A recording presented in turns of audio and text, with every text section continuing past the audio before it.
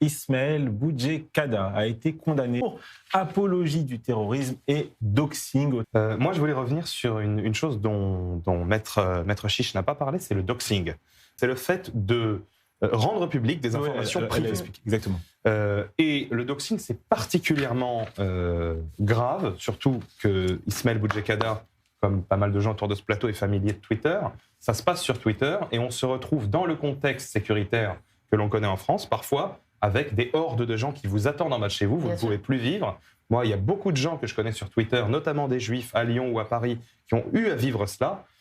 Là, on a le film sur Samuel Paty, L'Abandon, qui est au cinéma en ce moment. C'est ce dont Samuel Paty est mort. C'est-à-dire qu'il y a des parents d'élèves musulmans qui ont diffusé son information sur les réseaux, le lycée où il enseignait, et c'est comme ça que Samuel Paty a eu la tête qui a roulé dans la rue.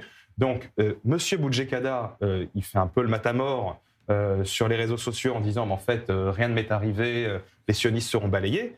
Mais c'est d'une extrême gravité ce à quoi il s'est livré.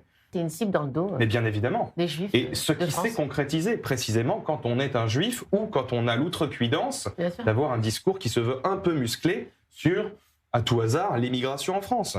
Donc, ou pas de discours du tout, j'ai envie de vous dire. Par exemple, le Rav Ben Chetrit, pour n'en citer qu'un, qui a eu clairement une cible dans le dos. Enfin, je ne vois pas le Rav Ben Chetrit. Le Rav Ben Chetrit est un sioniste, comme ils disent. Oui, non, mais je veux dire, il n'a absolument jamais rien dit. Il tombe dans cette escarcelle. D'un peu sévère. C'est ça qui me pose problème. Une dernière chose sur la 17e chambre. Tu dis, Caroline, qu'elle ne donne jamais de... Non. À l'exception peut-être de certaines personnalités de droite. Historiquement, c'est pas sa façon de fermer. Éric Zemmour, par exemple, pour ne citer que lui, a pris très très cher. Elle se durcit, mais on parle pour ce genre de cas.